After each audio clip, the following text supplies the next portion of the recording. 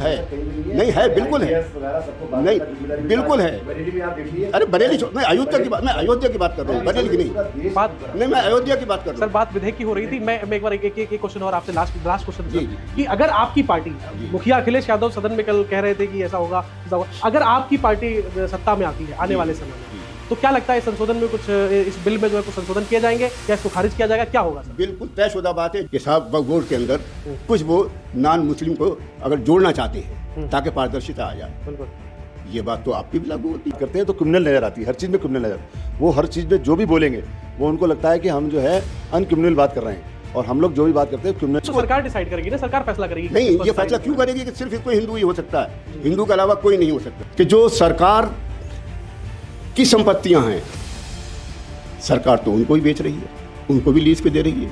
देखिए, जहाँ तक राष्ट्र के निर्माण की बात है, अगर राष्ट्र निर्माण ही सोचा होता तो इतने बड़े घोटाले इतने बड़े घोटाले नहीं पकड़े जाते। आज की मुफ्ती सईद साहब के ज़माने में बड़े जुल्म ज्यादती हुई। हाँ। मैं इनसे पूछना चाहता हूँ, उन्हीं मुफ्ती सईद साहब के साथ सरकार किसने बनाई कश्मीर के अंदर? इमारत बनी हुई थी पूर्व में, और उसको अचानक से वक्त ने कह दिया ये हमारी है और उसको हड़प लिया। जी जी जी। तो यदि सरकार अगर ये चाहती है कि वक्फ बोर्ड उसका कोई कागज दिखाए कि ये जमीन किसने उसको दान दी, जी जी, तो इसमें विरोध क्या?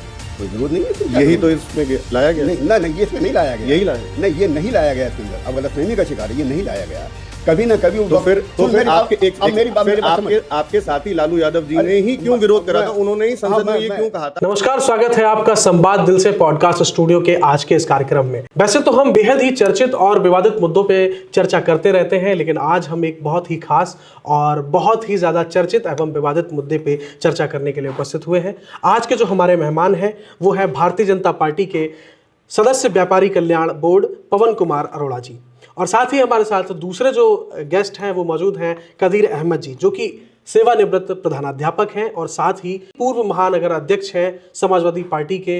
वो लगातार 6 बार महानगर अध्यक्ष रहे समाजवादी पार्टी से, और वर्तमान में समाजवादी पार्टी की मेन बॉडी में प्रदेश कार्यकारिणी सदस्य के तौर पर मौजूद हैं। तो आज हम उनसे चर्चा करेंगे। आज का जो हमारा विषय है वो है वक्फ बोर्ड संशोधन बिल 2025, जो कि कल संसद में लागू किया गया, जिसको पास कर दिया गया है, जिसको कई मुस्लिम समुदाय के संगठन और कई राजनीतिक पार्टियां जिसका विरोध कर रही हैं, उनके बारे में हम आज चर्चा करेंगे। आज के जो मेहमान हैं हमारे उनके साथ में, तो सबसे पहले तो मैं हमारे दोनों गेस्ट का स्वागत करना चाहूँगा। सर, बहुत बहुत स्वागत है आपका। आज हम यहाँ पर एक बहुत ही महत्वपूर्ण टॉपिक को डिस्कस करने के लिए उपस्थित हुए हैं, वक्फ बोर्ड संशोधन विधेयक 2025। जैसा कि कल संसद में एक बिल लागू किया गया, सरकार का कहना है इस बिल के बारे में कि यह विधेयक पारदर्शिता और सुधार की दिशा में एक कदम है, लेकिन विपक्ष और कई ऐसे मुस्लिम संगठनों का यह आरोप है कि यह विधेयक अल्पसंख्यक समुदाय की संपत्तियों पर सरकारी नियंत्रण की एक चाल है। तो आखिर सच्चाई क्या है? क्या यह विधेयक वाकई भ्रष्टाचार को रोकने और पारदर्शिता लाने के लिए लाया गया है, या फिर यह एक सोची समझी राजनीतिक रणनीति है? इन्हीं सवालों पर हम आज चर्चा करेंगे हमारे खास मेहमानों के साथ। तो सर, मैं सबसे पहले आपसे जानना चाहूंगा कि यह विधेयक देश के लिए कितना जरूरी है? क्या यह सुधार की दिशा में एक कदम है, या फिर यह किसी समुदाय को टारगेट करने की कोशिश है? निश्चित रूप से ये जो विधेयक है ये पारदर्शिता है इसमें, और ये देश के खुशहाली के लिए है, क्योंकि जिस तरीके से वक्फ संपत्तियों का दुरुपयोग हो रहा था और दिन पे दिन जिस प्रकार से संपत्तियों को बढ़ाया जा रहा था, जबकि किसी प्रकार की दान दी हुई संपत्ति नहीं थी, क्योंकि ये वक्फ बोर्ड वो होता है जो कोई किसी द्वारा, किसी पूर्व में किसी द्वारा दान की गई, जो दान की हुई संपत्ति होती है वो अल्लाह के नाम से हो जाती है।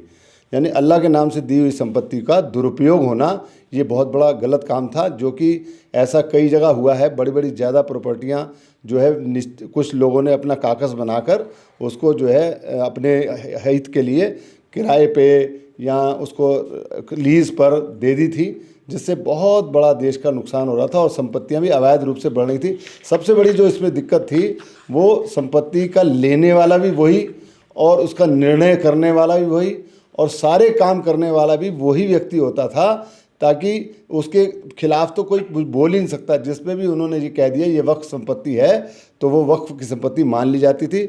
उसका किसी प्रकार का कोई क्लेम करना हो, कोई उसके विरुद्ध जाना हो, जैसा कि लोकतंत्र में ये व्यवस्था है कि सरकार कोई भी चीज़ एक्वायर भी करती है तो निश्चित रूप से उससे पूछती है और उसको मुआवजा मिलता है बाकायदा 6 गुना 4 गुना, और फिर भी उसकी इच्छा नहीं है तो उसकी इच्छा पूछी जाती है। और उसको भी लगता है उसके बाद भी जब वो काम करता है, जब वो देता है अपनी संपत्ति को, उसमें वो सेटिस्फाई नहीं होता है, उसको क्लेम कम मिलता है या उसको मुआवजा कम मिलता है, तो कोर्ट जाता है, उसको पूरे अधिकार मिलते हैं। कोर्ट जाके कोर्ट से उसको मुआवजा अगर बढ़ना होता है तो बढ़ता भी है।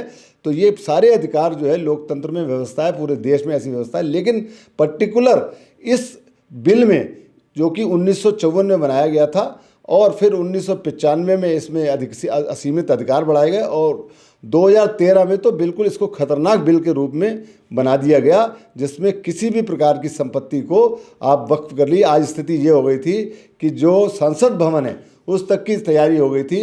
आप अभी देखा होगा जो अपना वो लगा था मेला, अपना महाकुंभ लगा था, उसमें भी ये द्वारा कहा जा रहा था कि जिसमें आपकी मेला लग रहा है वो वक्फ की संपत्ति है। तो निश्चित रूप से बहुत खतरनाक स्थिति बनती जा रही थी। ये इसी खतरनाक स्थिति को ख़त्म करने के लिए वक्फी पारदर्शिता, जितनी भी भूमि है, जितनी भी प्रॉपर्टी है, उसको पारदर्शिता लाने के लिए, ट्रांसपेरेंसी लाने के लिए इस विधेयक को लाया गया है। और निश्चित रूप से इसमें, चूंकि इसमें कहीं भी हम ये देखते हैं किसी भी मुस्लिम समुदाय का कहीं हित नहीं हुआ, किसी भी छोटे व्यक्ति को, किसी गरीब व्यक्ति को वक्फ द्वारा कुछ हेल्प करी गई हो या वक्फ के माध्यम से कुछ उसका सहयोग करा गया हो या उसका किसी भी प्रकार का आर्थिक सहयोग या सामाजिक सहयोग करा गया हो, तो हम उसको स्वागत करते। लेकिन निश्चित रूप से उसको बहुत ज़्यादा कोई उसका लाभ नहीं हुआ, उसमें कुछ लोगों द्वारा अपना निजी स्वार्थ सिद्ध किया गया। इसको दूर करने के लिए हमने जो है इस विधेयक को लाए हैं। हमारे साथ समाजवादी पार्टी के पूर्व महानगर अध्यक्ष जो है मौजूद हैं। हम सर से जानेंगे कि सर आपको क्या लगता है, आप इसको कैसे देखते हैं? ये मुस्लिम संपत्तियों के संरक्षण के लिए एक अच्छा कदम है या फिर ये उनके अधिकारों पे हमला है? क्योंकि समाजवादी पार्टी के जो बड़े नेता हैं वो लगातार इसका विरोध कर रहे हैं। इसको आप कैसे देखते हैं, आप मुझे बताएं सर। वक्फ संपत्ति किसी व्यक्ति विशेष की नहीं, अल्लाह के नाम इसको वक्फ किया जाता है जी। ऐसी परिस्थिति में वक्फ करने वाली की नीयत ये होती कि उसकी जनता की भलाई हो, आम लोगों की भलाई हो। इस संपत्ति से भी अब तक यही होता रहा है। बड़े बड़े इंस्टीट्यूट चल रहे हैं, मदरसे चल रहे हैं, मस्जिद की उसके लिए सुधार के लिए इसमें लगातार काम होते रहे हैं और बहुत कुछ गरीबों की मदद की जाती है। IAS IPS अधिकारी बनाने के लिए जो इंस्टीट्यूट हैं उन बच्चों को इसमें मदद दी जाती है, बहुत कुछ किया जाता है। मकसद ये है कि वो गरीब मुसलमान, वो गरीब बच्चे जो अपने पैरों पर खड़े नहीं हो सकते, उनको इसके ज़रिए उसको पैरों पे खड़ा किया जाता है। वो गरीब जो रोज़ी के लिए तरस रहे हैं इसके ज़रिए उसमें मदद की जाती है। ये सारा काम इसके ज़रिए किया जाता है। अब सवाल ये पैदा होता है कि आखिर सरकार को इतनी चिंता क्यों पैदा हो गई? तो अभी जो ट्रेंड हम देख रहे हैं आजकल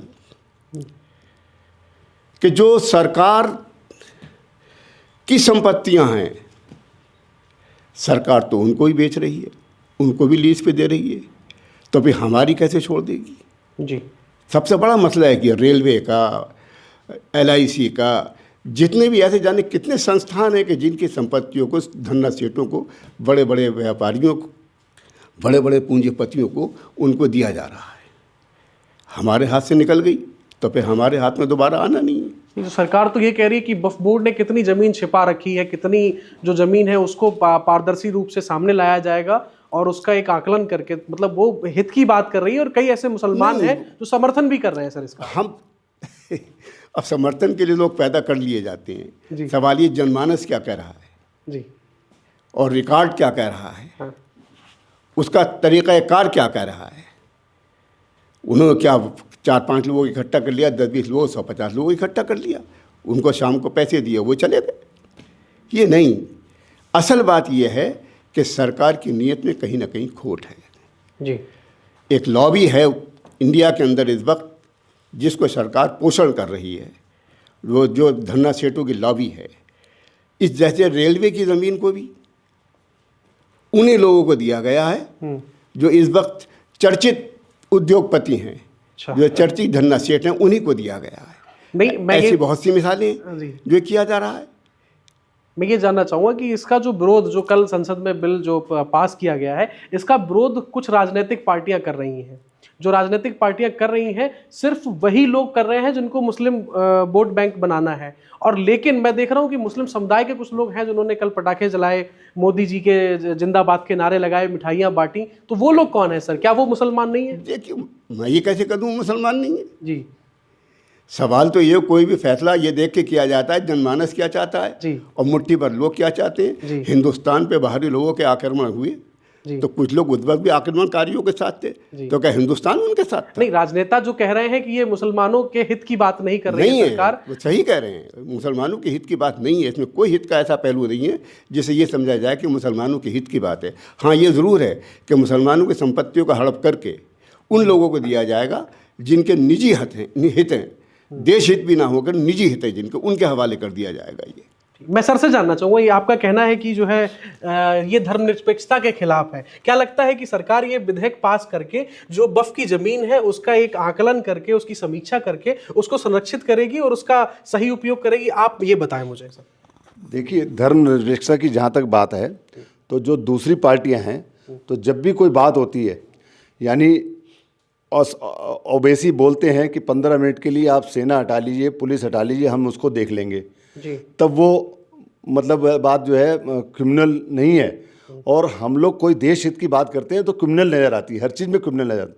वो हर चीज़ में जो भी बोलेंगे वो उनको लगता है कि हम जो है अनक्रिमिनल बात कर रहे हैं, और हम लोग जो भी बात करते हैं क्रिमिनल नज़र आती है। कभी भी आप गौर करें कि जो भी बात हमारी पार्टी के द्वारा की जाती है, सबका साथ, सबका विकास और सबका विश्वास के आधार पर हम लोग काम करते हैं। कोई भी आप पिछले कोई भी उदाहरण उठा के देख लीजिए, जब नेहरू ने जब देश का झंडा बनने जा रहा था, तब भी जो झंडा था केसरिया था, क्योंकि डॉक्टर अंबेडकर ने कभी भी देश को सर्वोपरि मान के ही सब चीज़ बनाई। एक केसरिया झंडा था, उसमें ओम लिखा था, उसका विरोध किसने करा? नेहरू ने। तो उसके बाद फिर झंडा दूसरा बनाया, केसरिया बनाया, उसमें लिखा गया कि चलो वंदे मातरम, चूँकि महत्वपूर्ण चीज़ है वंदे मातरम, उसका भी विरोध करा गया।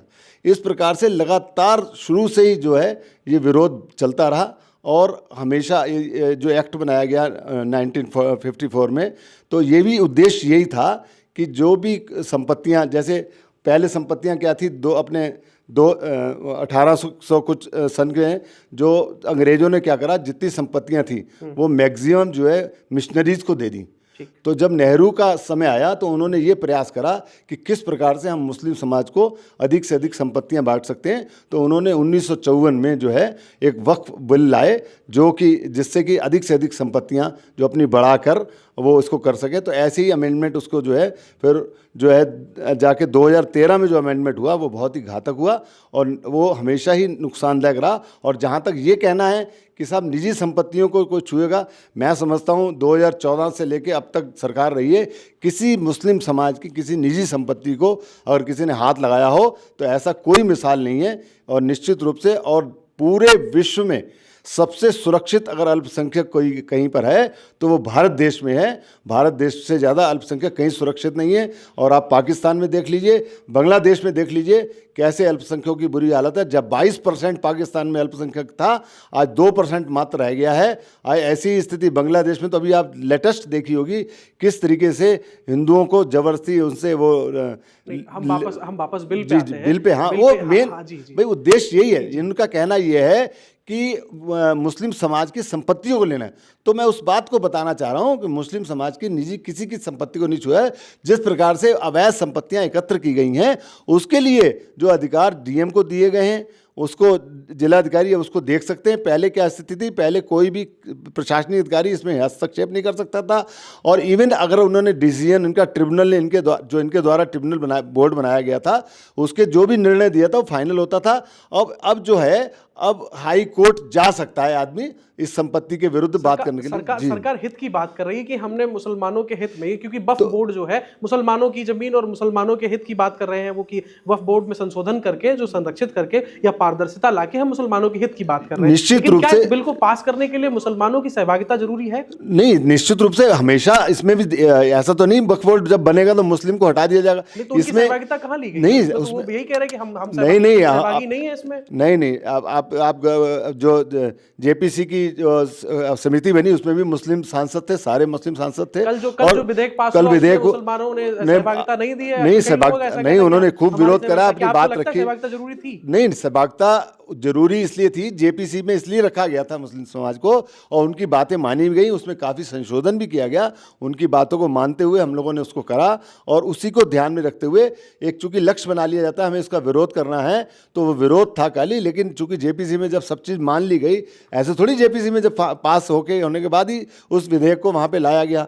निश्चित रूप से उसमें ऐसा तो नहीं कि इकलौते खाली हिंदू समाज था, यहाँ सारे सांसद थे, उसमें सब प्रकार के सांसद थे, सारी पार्टियों के सांसद थे। उनकी सहमति से विधेयक तैयार हुआ और उसमें जो भी संशोधन थे वो किए गए, और निश्चित रूप से इसके रिजल्ट्स जो हैं ये थोड़े समय के बाद आएंगे, और मुस्लिम समाज इसको निश्चित रूप से प्रसन्न होगा।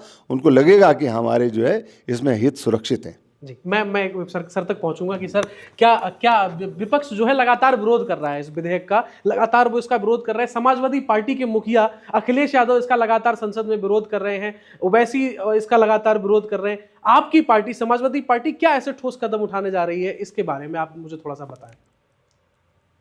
समाजवादी पार्टी ने हमेशा वो कार्य किए हैं जो संविधान द्वारा प्रदत्त हैं, वो अधिकार दिए हैं। ये भी एक संविधान द्वारा दिया हुआ एक अधिकार था, संविधान द्वारा पारित अधिकार था। ऐसी बात नहीं कोई हमने या समाजवादी पार्टी ने कोई इस पर अपनी तरफ से कुछ कर दिया हो। नहीं, अब तो विधेयक पास हो गया, अब क्या करेंगे? चुनौती देंगे, कोर्ट में जाएंगे, क्या करेंगे? डेफिनेटली चुनौती दी जाएगी इसको, क्योंकि ये जो है ये अधिकारों का हनन किया गया है।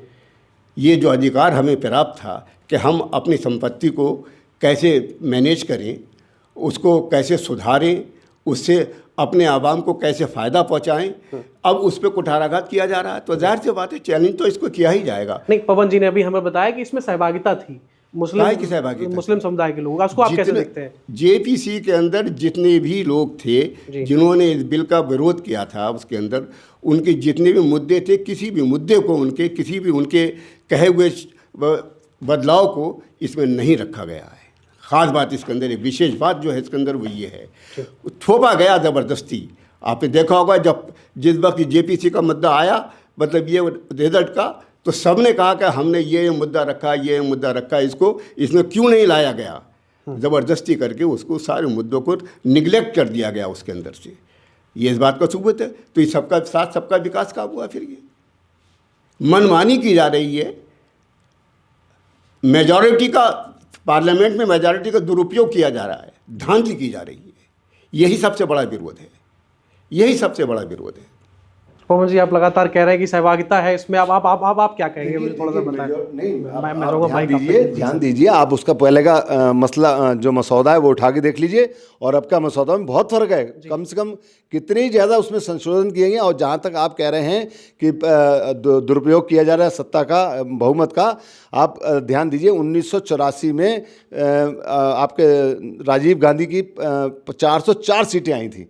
उनका दुरुपयोग 1985 में उन्होंने जो है एक एक्ट लाके असम में 60 लाख बांग्लादेशी मुसलमानों को वहाँ की नागरिकता दे दी थी।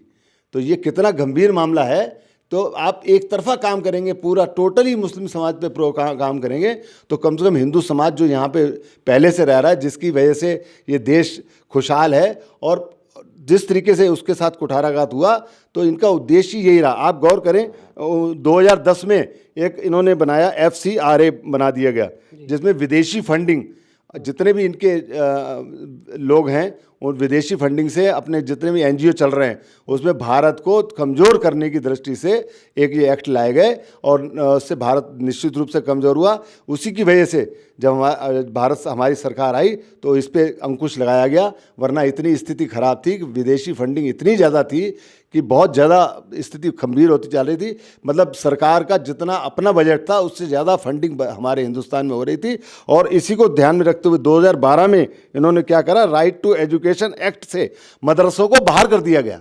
यानी कोई भी अधिकारी मदरसों को चेक नहीं कर सकता। मतलब जो एक्ट है हिंदुस्तान में वो लागू ही नहीं होगा उनके ऊपर। यानी आप पढ़ाइए, देश के विरुद्ध आप पढ़ाइए, जितना मर्जी देश के विरुद्ध पढ़ाया जा रहा था उसमें। ऐसे बहुत ऐसे अवैधानिक जितने अवैध मदरसे थे उनको बंद किया गया, उनकी जो विदेशों से फंडिंग हो रही थी उसको बंद किया गया। इसलिए सबको कष्ट है कि ये गलत काम रोके जा रहे हैं, जो देश के क्योंकि हमारा जितने भी काम होंगे वो देश के हित के लिए होंगे। देश सर्वोपरि है, देश है तो सब कुछ है, देश है तो धर्म है। हम लोग देश को प्रथम मानते हैं, जो दूसरे लोग हैं वो धर्म को पहला मानते हैं। हम लोग ने इसको ने हमारी पार्टी जो है देश हित सर्वोपरि मान के हुए सारा काम करती है और सबका साथ सबका विकास लेकर काम करती है। इसलिए चूंकि आप लोगों ने जब एक तरफा एक्ट बना के 3 बार इसको इतने अधिकार दिए, तो हम एक बार उसको संशोधन करके आपके समाज के हित के लिए काम कर सकते हैं। तो ये एक संदेश है, पूरे विश्व में संदेश है कि हमारे यहाँ जो है, जो जितने भी अल्पसंख्यक समाज है, ये हर एक कहेगा। आज स्थिति कितनी फर्क पड़ गई, आप 2014 से पहले देख लीजिए। भारत जो था पूरी तरीके से इतना ज़्यादा कर्ज में डूबा हुआ था। एक ही ईरान देश से खाली तेल ले चले जा रहे थे, जो महंगा दे रहा तो भी सस्ता। आप अपने एक व्यापारी के नाते अभी कभी आप किसी से सामान खरीदने जाइए, आप उधार खरीदेंगे तो आपका 9 रुपये का सामान 12 रुपये में मिलेगा, और अगर वही आप नगद लेके जाएंगे तो 9 रुपये वाला सामान आपको 5 रुपये में मिलेगा। यही स्थिति हो गई है अब, क्योंकि परेशानी सब पूरे विश्व में लोगों को ये इसलिए हुई कि क्योंकि भारत ने रूस से भी तेल लिया। अब डरना तो है नहीं, भारत अब विश्व गुरु बनने जा रहा है, इसकी तैयारी है। तो उसी ध्यान में इस पे हम चर्चा करेंगे जी, सर। मैं चाहूंगा कि 1 मिनट मैं जरा सर से बात कर लूं। जो बात हुई अभी 3 एक्ट के बारे में सर, हमारी सर ने 3 एक्ट जो बताए, जिसमें कहा कि विदेशी फंडिंग, मदरसों को जो है उससे बाहर करना, उस पर आप क्या कहेंगे, उस पर आपका क्या जवाब होगा, आप मुझे बताएं। बड़ी अजीब व गरीब बात है साहब ये। आप शिक्षा दोगे नहीं जी, आप प्राइमरी स्कूल खोलोगे नहीं, जो प्राइमरी स्कूल हैं उनको बंद कर दोगे, जो एकल विद्यालय हैं उनको बंद कर दोगे, और अगर जो यहाँ से गए हुए लोग विधिवत तरीके से अगर आम गरीब बच्चों को उनकी तालीम का बंदोबस्त करते हैं, तो तुम्हें उसमें कोई ना कोई ऐब नज़र आता है। आप करोगे नहीं, और यहाँ के लोग अपने ही लोगों के लिए वहाँ से जो भेजेंगे उस पर भी तुम्हें एतराज़ है। अब सवाल इस बात का कि मदरसों के अंदर साहब जो है वो देशद्रोही काम हो रहा है, तुम्हारी सरकार क्या कर रही है? तो सरकार को तो वो है ही नहीं ना परमिशन। नहीं, आपकी सरकार क्या कर रही है जी, कितने मदरसों को पकड़ा आपने जो देशद्रोही तालीम दे रहे थे उनको? जी, अब आंकड़े निकाल लें, अब तक जितने भी देशद्रोही पकड़े गए हैं, हमसे ज़्यादा दूसरे लोग पकड़े गए हैं। आज भी जो पकड़े जा रहे हैं, हमसे ज़्यादा दूसरे लोग पकड़े जा रहे हैं। हम पे तो इल्ज़ाम है खाली कि हम देशद्रोही कर रहे हैं। अब तो वर्तमान में सरकार ने बहुत सारे स्कूल, सरकारी स्कूलों, क्योंकि सरकार इस समय, मैं उत्तर प्रदेश सरकार की बात करूं तो राज्य सरकार शिक्षा पे बहुत जोर दे रही है। आप देखें स्कूलों की कितनी व्यवस्थाएं। आपको मालूम नहीं है हुजूर, जी, जितने भी एकल विद्यालय हैं प्राइमरी के, सबको बंद किया जा रहा है। तो सरकारी विद्यालय है, सरकारी विद्यालयों की बात कर रहा हूँ मैं, सबको बंद किया जा रहा है। जहाँ पर पढ़ने वालों की शिक्षा 50 से कम है, मतलब उनके विद्यार्थियों की, वहाँ बंद किया जा रहा है। पिछली सरकारों ने ये सब इसलिए खोला था, अगर एक भी बच्चा बेपढ़ा लिखा रह गया तो वो हमारे लिए शर्म की बात है। हमने इसलिए सब स्कूल खोले थे। पिछली सरकारों ने इसलिए सब स्कूल खोले थे। मौजूदा सरकार उस पर बैन लगाने जा रही है, बंद करने जा रही है उनको। इससे दोहरा नुकसान हो रहा है। एक तो दूरस्थ जो हैं, जो कमज़ोर हैं, जो छोटे छोटे गांव हैं, उनके बच्चे पढ़ने कहाँ जाएंगे? गरीब बच्चे हैं, मजदूर के बच्चे हैं, किसान के बच्चे हैं, कहाँ जाएंगे पढ़ने के लिए? दलित के बच्चे हैं, कहाँ जाएंगे पढ़ने के लिए? वो आप तो एकल स्कूल बंद कर दे रहे हो सब। इसीलिए मदरसे ज़्यादा खुल रहे हैं सर। नहीं, मदरसे मैं बता रहा हूँ, ये इनकी जब अपने मदरसों के बारे में, अपने एजुकेशन के बच्चे जो इंस्टीट्यूशन, उनके बारे में इनकी ये नीयत है, तो ये हमें कैसे बर्दाश्त कर सकते हैं? हमें तो बर्दाश्त कर ही नहीं सकते। ये जिनको खुद सरकार ने खोला था, ये उनको बंद करने पर तुले हुए हैं। मैं तो देख रहा हूँ कि लगातार सरकार इस पे जो है जोर दे रही कि सब पढ़े। जोर देना और बात है, और प्रैक्टिकल सामने जोर देना और बात है, और प्रैक्टिकल सामने आना और बात है। जी, कई सारे स्कूलों में मैं जाता हूँ, मैंने खुद भी जाकर के लोगों से देखा है, आपने देखा है, मैंने डॉक्यूमेंट्रीज भी की हैं। जी, अच्छा, उसमें भी एक बात है जी, पिछली सरकारें जितनी भी रहीं, जो इनके अलावा सरकार, उन्होंने कुछ नहीं किया। जब हिंदुस्तान आज़ाद हुआ था, हिंदुस्तान क्या था? जी, ये जितनी तरक्की की है ज़मीन से लेकर आसमान तक भारत में, जैसे पिछली सरकारों का योगदान नहीं है। यानी पूरा शरीर तो बना दिया दूसरी सरकारों ने, जी, मुठ आपने रख दिया, अब कह रहे ये तो हमारा है। मैं पवन सर तक पहुंचना चाहूँगा। सर, क्या इसका क्या जवाब देंगे कि क्या पुरानी सरकारों का योगदान नहीं है राष्ट्र के निर्माण में जो सर ने अभी बात कही, मैं उसका एक जवाब आपसे चाहूँगा सर। जी बहुत बहुत धन्यवाद सर। जी देखिए, जहाँ तक राष्ट्र के निर्माण की बात है, अगर राष्ट्र निर्माण ही सोचा होता तो इतने बड़े घोटाले इतने बड़े घोटाले नहीं पकड़े जाते। आज की डेट में आपको सबको पता होगा, कम से कम मैं समझता हूँ 50 तरीके के घोटाले कर गए, जिसमें लाखों करोड़ों अरबों रुपए जो है उसका नुकसान हुआ देश को और निजी हित किया गया, और जिसकी वजह से हमारा देश डे बाय डे कमज़ोर और गरीब होता गया।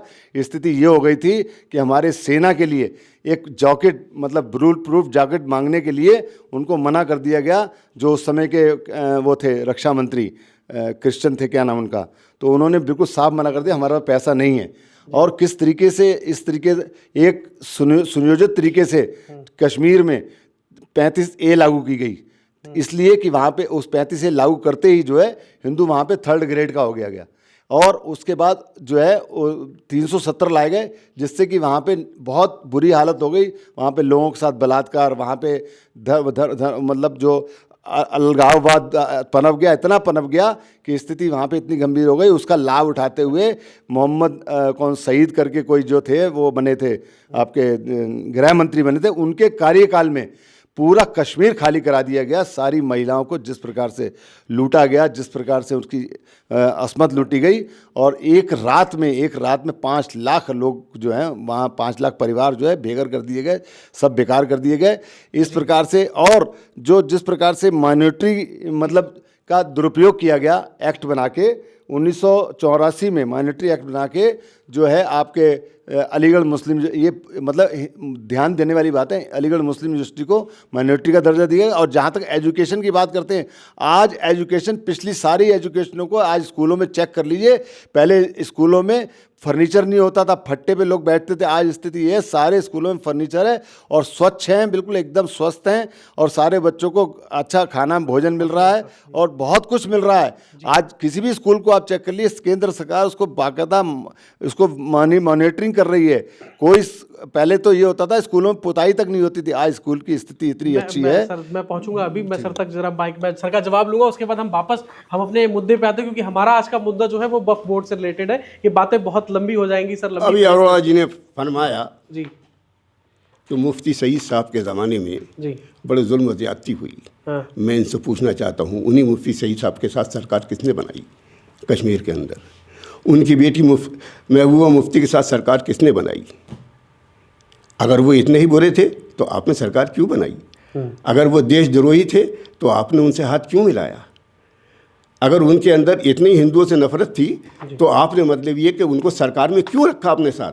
ये तो समाजवादी पार्टी के भी तो गठबंधन जिस कांग्रेस का कभी विरोध करते थे, आज आप इस पिछले साल उन्होंने पिछले चुनाव में गठबंधन मुद्दों पे विरोध करते थे जी।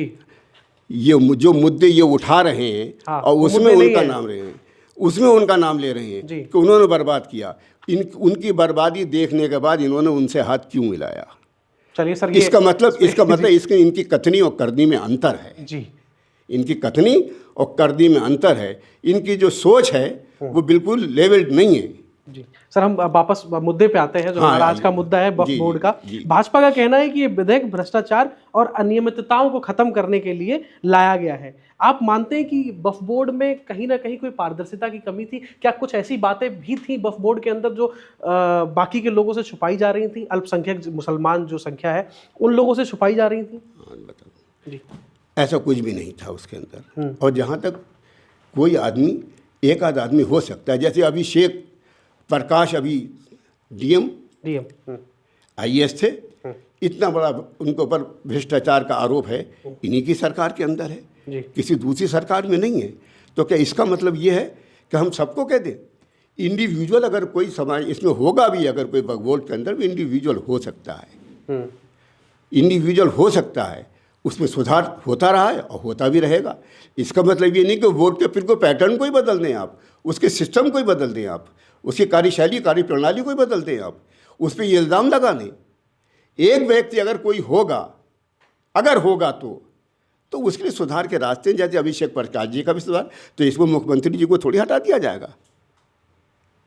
ये अभी इतना बड़ा घोटाला, इतना लंबा घोटाला करा था अभिषेक प्रकाश ने, जिम्मेदार इसके मुख्यमंत्री हैं, या पूरी सरकार को गिरा दिया जाएगा इस वजह से? कह रहे इस सरकार में इतना बड़ा घोटाला हुआ, इसको तो गिराओ। तो सर क्या इंडिविजुअल के, मेरा कहने का मतलब ये कि इंडिविजुअल के बुरे कामों को हम आम उससे पूरी सिस्टम से नहीं जोड़ सकते, वो इंडिविजुअल ही रहना चाहिए। कुल मिला के वक्फ बोर्ड संस्था एक मुस्लिम हितैषी संस्था है, मुस्लिमों को सुधार की संस्था है, मुस्लिमों की अपनी संस्था है। अगर कोई कहीं हो भी रहा होगा जी तो इसका मतलब ये नहीं कि पूरे बोर्ड को ही हम तहस नहस कर दें।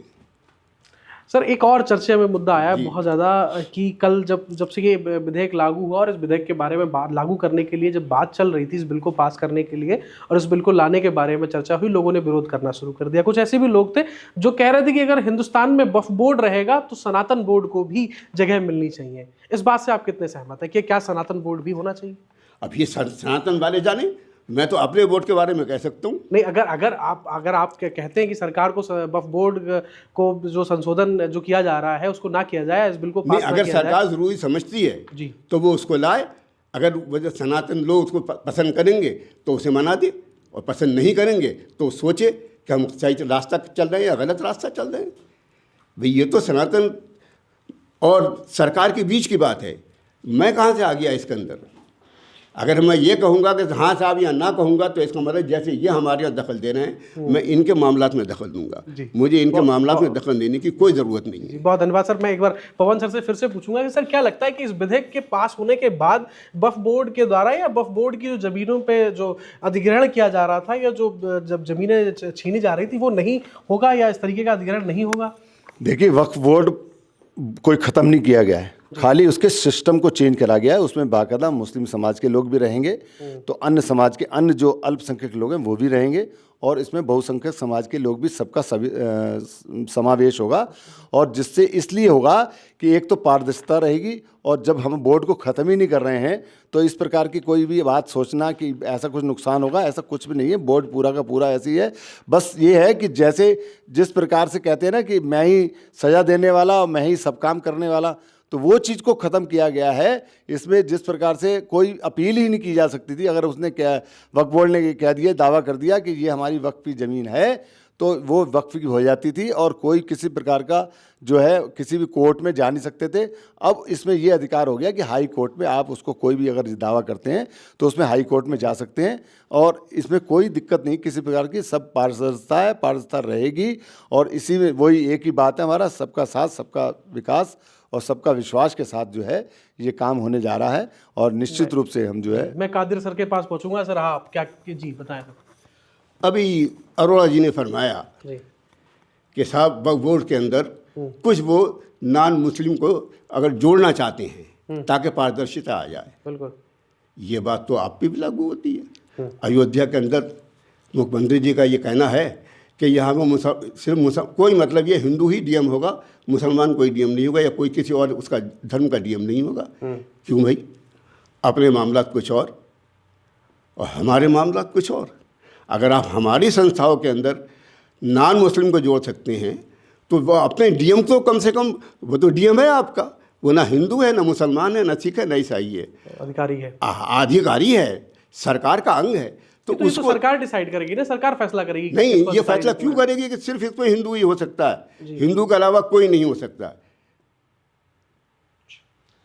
ऐसा कहीं भी नहीं है। बिल्कुल है, बिल्कुल है। मैं दावे के साथ कहता हूँ है, नहीं है, बिल्कुल है, नहीं बिल्कुल है। बरेली में आप देख लीजिए। अरे बरेली, मैं अयोध्या की बात, मैं अयोध्या की बात कर रहा हूँ, बरेली की नहीं बात नहीं, मैं अयोध्या की बात कर रहा सर। हूँ। बात विधेयक की हो रही थी। मैं एक बार एक क्वेश्चन और आपसे, लास्ट क्वेश्चन कि अगर आपकी पार्टी, मुखिया अखिलेश यादव सदन में कल कह रहे थे कि ऐसा होगा ऐसा होगा, अगर आपकी पार्टी सत्ता में आती है आने वाले समय में, तो क्या लगता है इस संशोधन में कुछ, इस बिल में जो है कुछ संशोधन किए जाएंगे या इसको खारिज किया जाएगा, क्या होगा सर? बिल्कुल तयशुदा बात है। जितनी भी गड़बड़ियाँ करेंगे ये लोग, हम अगर पावर में आ गए, हमें अगर इतनी ताकत पार्लियामेंट में मिल गई तो हम बिल्कुल उसको जो है सुधार करेंगे। उसके अंदर सुधार होते रहें, सुधार होंगे उसके अंदर। हम ये बर्दाश्त नहीं कर सकते कोई हमारी संपत्ति पे अपना अधिकार जमा ले, टांग अड़ा दे उसके अंदर। हम ये नहीं बर्दाश्त कर सकते। होगा सुधार होगा। नेता का भी हमारा यही मानना है, और हम आवाम का यही मानना है, आम मुसलमान का भी यही मानना है कि अगर इस वक्त ज्यादती हो गई समझ मेजॉरिटी के मतलब बल पे, तो आने वाले कल में जब हमारी मेजॉरिटी है कि हम उसमें सुधार करेंगे। जी मैं एक दो क्वेश्चन इधर से लेना चाहूँगा। अभय, कुछ क्वेश्चंस हैं यहाँ पे, हमारे जो ऑडियंस के लोग हैं उनसे मैं क्वेश्चंस लेना चाहूँगा। सर, कि क्या पूछना चाह रहे थे आप? सर, मेरा आपसे क्वेश्चन ये है कि वक्फ बोर्ड ऐसा था कि पहले सरकार का हस्तक्षेप नहीं था उसमें। अब अगर सरकार उसमें ये चाह रही है कि मतलब कोई अगर किसी की मान लीजिए प्रॉपर्टी अगर ले ली गई है वक्फ बोर्ड द्वारा, तो अगर कोई अपील करना चाहे तो वो अपील करने के लिए उन्होंने ये एक बिल निकाला है कि वो अपील कर सकता है। तो क्या ये वैलिड नहीं है?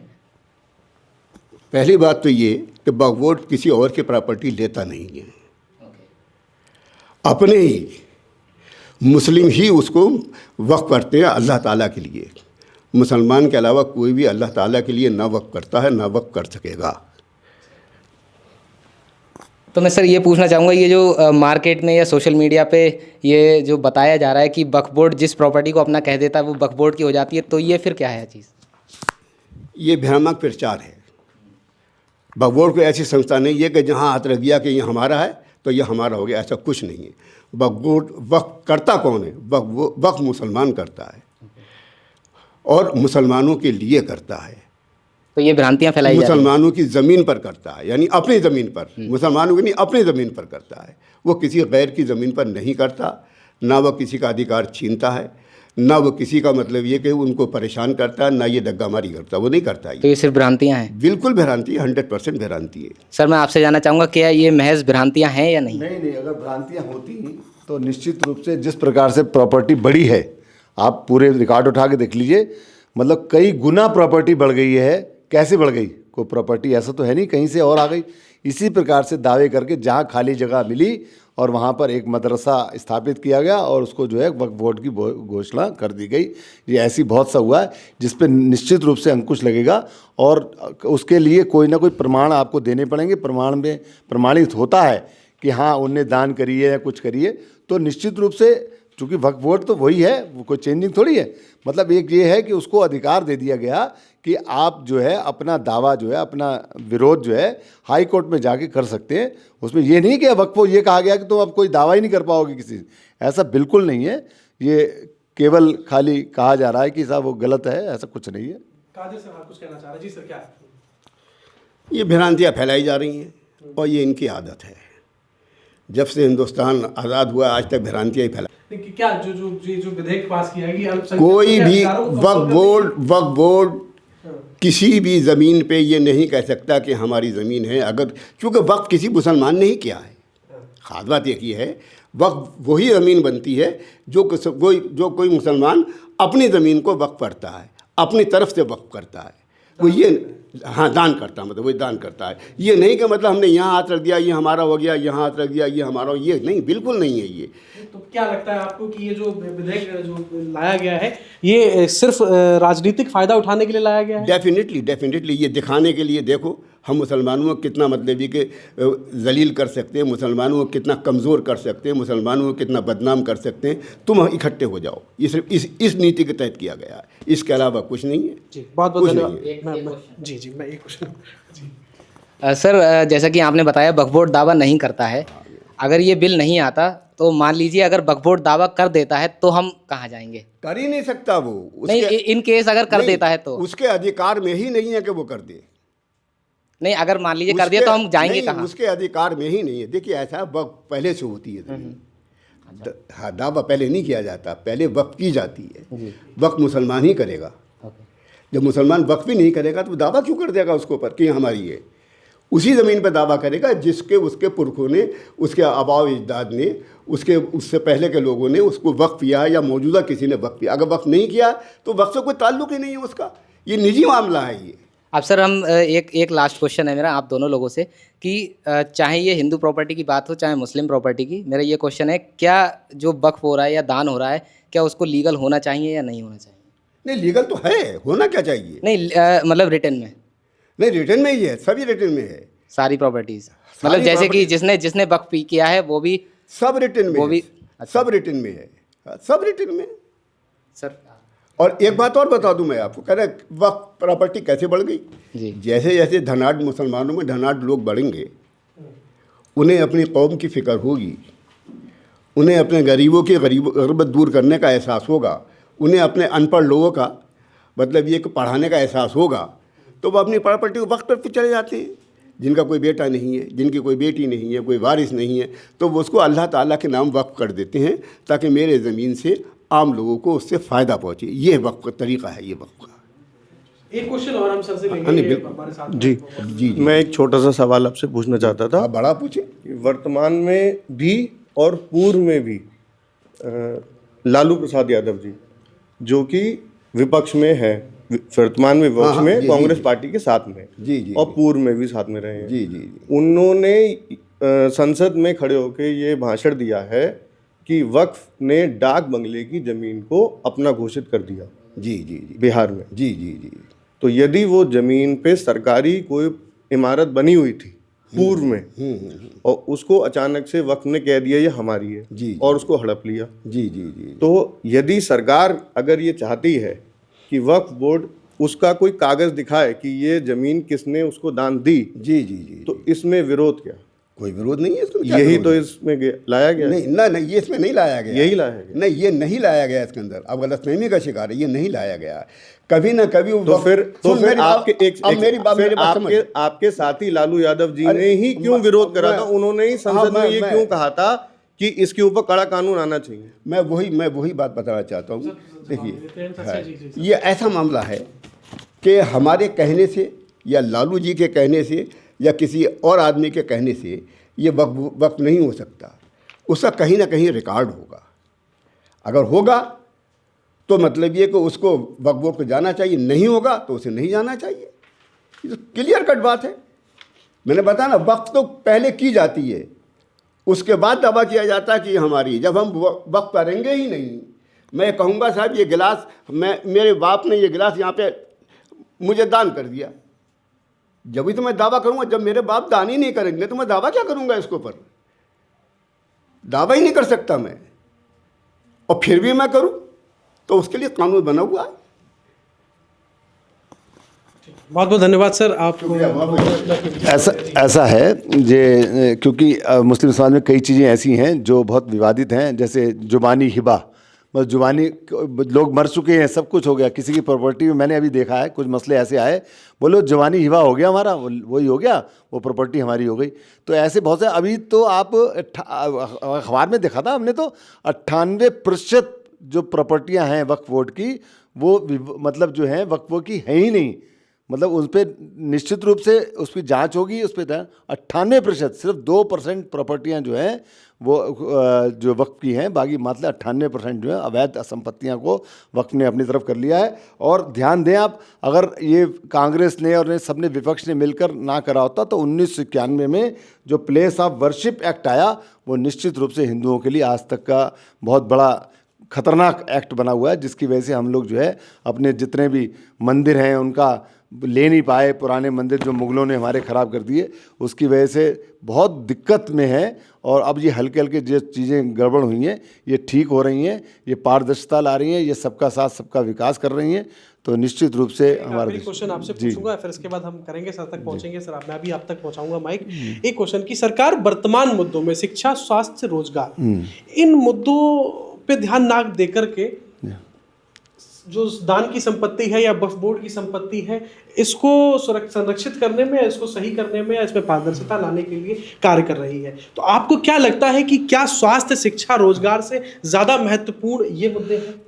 ऐसा है, हमारी सरकार हर चीज़ पे ध्यान देती है। स्वास्थ्य के प्रति आप देखिए, आज तक का रिकॉर्ड है कि 5 लाख रुपए का गरीब आदमी को फ्री इलाज दिया जा रहा है। छोटी मोटी बात नहीं, आयुष्मान कार्ड के माध्यम से वो तो दिया जा रहा। अब क्या कर दिया सरकार ने, 70 साल के उम्र के कोई भी किसी भी प्रकार का कोई भी वृद्ध व्यक्ति है उसके लिए भी आयुष्मान के लिए 5 लाख ऐसी क्यों योजना करी गई? क्योंकि कई बार सरकारी अस्पतालों में प्रॉपर इलाज ना होने के कारण से लोगों को दिक्कत होती थी। ये सुविधा इसलिए दी गई कि 5 लाख का इलाज वो किसी भी प्राइवेट हॉस्पिटल से करा सकता है और वो प्रसन्न हो सकता है, कोई दिक्कत नहीं है। ये स्वास्थ्य के प्रति रही। और जहाँ तक एजुकेशन के बारे में बात है, इतनी यूनिवर्सिटियाँ, इतनी 14 से लेके अब तक जितनी यूनिवर्सिटियाँ, जितना इंफ्रास्ट्रक्चर स्थापित हुआ है वो पहले इतना कभी नहीं था। और बल्कि पहले तो लोगों ने, मुग़लों ने तो हमारी जो है इतनी बड़ी यूनिवर्सिटी जो था उसको आग लगाई गई, उसके जो जितना साहित्य था वो जलाया गया, ये तो रिकॉर्ड में है। और निश्चित रूप से हमारे मोदी जी जो है लगातार इस काम में लगे हुए हैं और एजुकेशन को बहुत ऊंचा पहुंचा दिया है। स्थिति ये है कि पहले लोग बाहर जाते थे पढ़ने के लिए, अब लोग अपने देश में इतनी यूनिवर्सिटियां, इतने कुछ हो गए, इतना इंफ्रास्ट्रक्चर हो गया है कि डे बाई डे लोग जो है यहाँ से पढ़कर यहाँ, वो अलग बात है किसी को जॉब कहीं पे अलग अच्छा मिलता है तो वो ऑप्शंस हैं जाने के लिए, हर एक को छूट है। तो हमारे देश का एजुकेटेड व्यक्ति ही वहाँ पर विदेशों में जो है सबसे अच्छी तनख्वाह पाता है, क्योंकि हमारे यहाँ अगर एजुकेशन अच्छी नहीं होती तो हमारे देश का सपूत जो है वो विदेशों में सबसे बड़ी बड़ी कंपनियों का CEO या वगैरह ये नहीं होता। निश्चित रूप से हम बहुत गौरवान्वित हैं एजुकेशन। सर पहुंचेंगे सर, बस कादिर सर, बस ये थोड़ा सा लास्ट में बस हम खत्म करेंगे इसको। जी सर, हाँ आपके जवाब के साथ इसको क्लोज करेंगे सर। देखिए ऐसा है, अभी इन्होंने यूनिवर्सिटीज़ की बात की, ये सारी वो यूनिवर्सिटीज़ हैं जो बीजेपी की सरकार से पहले ही सब बनाई गई हैं। जी, इन्होंने कितनी यूनिवर्सिटी बनाई इस लेवल की, एक यूनिवर्सिटी का नाम बता देंगे कि हमने ये यूनिवर्सिटी बनाई? जितनी भी टॉप की यूनिवर्सिटीज़ हैं सब मोदी सरकार से पहले की ही हैं। जी, बाद में एक भी यूनिवर्सिटी नहीं बना पाए। सवाल हेल्थ का बात है, जितने भी टॉप के इंस्टीट्यूशंस हैं हेल्थ के, वो सब इनकी सरकार से पहले ही डेवलप हो गए थे। इन्होंने एक को भी डेवलप नहीं किया। ये इनका वो है। इसी के साथ मैं विदा लेता हूँ। जय हिंद, थैंक यू सर। आप बहुत बहुत धन्यवाद सर, आप दोनों लोगों ने अपना कीमती समय निकालकर हमारे स्टूडियो पे आए। मैं चाहूँगा आप हमारे स्टूडियो के बारे में क्या कहेंगे सर? हमने बरेली में ये जो काम शुरू किया है इसमें हम कई सारे महत्वपूर्ण मुद्दों पर चर्चा करते रहेंगे, आगे भी हम चाहेंगे कि आप लोग समय दें सर। मुझे रियली बहुत खुशी हुई है। Thank you. मेरा ये पॉलिटिकल कैरियर जो है वो 40 साल का है। जी सर। 1985 से मैं हूँ। जी सर। अगर ऐसे स्टूडियोज हों और ऐसी हेल्दी डिस्कशंस हों जी सर, तो इससे देश का भी फायदा होगा और शहर का भी फायदा होगा। लोगों तक महत्वपूर्ण जानकारी बिल्कुल पहुंचती रहेंगी बिल्कुल। और हम आपके लिए बनते इसके लिए आभारी हैं और हर सहयोग करेंगे आपके लिए। जब भी आपको मतलब हमारी ज़रूरत हो हम आपके लिए सहयोग के लिए हाजिर हैं। जय हिंद, जय पवन सर आप क्या कहेंगे सर? कैसा लगा आपको सर? निश्चित रूप से ऐसे स्टूडियो जो है और जाके हम कर रहे हैं तहसील स्तर पे भी होने चाहिए, ताकि नीचे का व्यक्ति भी इस चीज़ को आगे बढ़ा सके। और निश्चित रूप से जिस प्रकार से एम्स पूरे देश में बढ़ रहे हैं हमारी सरकार में, ऐसे ही आपके स्टूडियो भी बढ़ते रहें। बहुत बहुत धन्यवाद सर, बहुत बहुत धन्यवाद। ठीक है, थैंक यू।